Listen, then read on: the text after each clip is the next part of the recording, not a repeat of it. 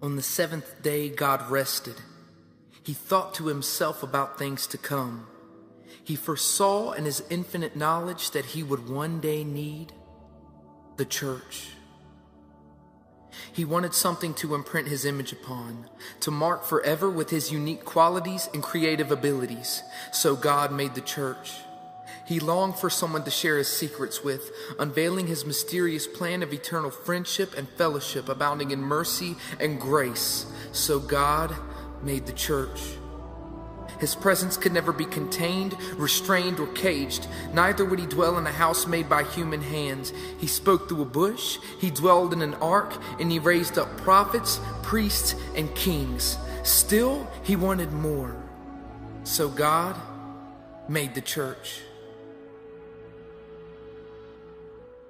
He sought out a representative, someone to build, to labor, someone to tear down, someone to stand in the void, a voice to the voiceless and rest to the restless, hope to the hopeless and help to the helpless, a son to the widow, father to the orphan, and brother to the broken. So God made the church.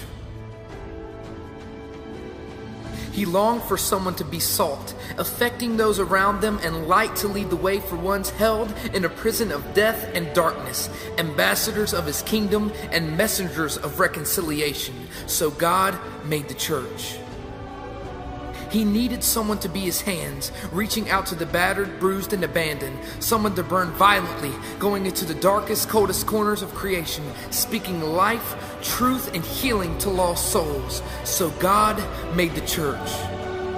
He needed someone that was not afraid to get their hands dirty, leaving behind dignity and earthly desire to dig deep and till the grounds of ministry, dedicated to his kingdom through rain or shine. So God made the church. He searched for someone to be his feet, someone to carry the cross of salvation across national barriers, races, and cultures, someone to stand up when others bow, and someone to bow to him when bowing means death, someone to take the keys of freedom to the captives. He desired to birth a relentless force that seeks day and night for his voice and guidance to revolutionize the world. So God made the church. Traditions and religion could never save. Laws and commandments never took men from the flames. He needed someone to represent his name. So God made the church. He needed a physical representation of his invisible qualities. So he wrapped himself in flesh, laid himself upon the cross, and ripped the veil standing between himself and humanity. He laid down his life and he picked it up again, taking the keys of death, hell, and the grave, and placing them into the hands of someone he could trust his vision with. So God made the church. He needed someone to feed the sheep, someone to raise the dead, to heal the sick, and to cast out demons. So God made the church. He needed someone to feed the hungry and clothe the naked, someone with patience, kindness, and love, someone that would display forgiveness and mercy unending. So God made the church.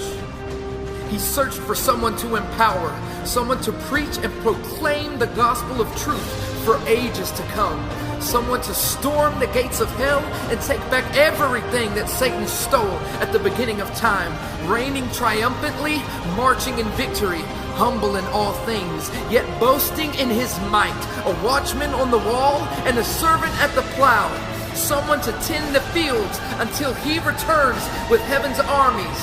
So God made the church.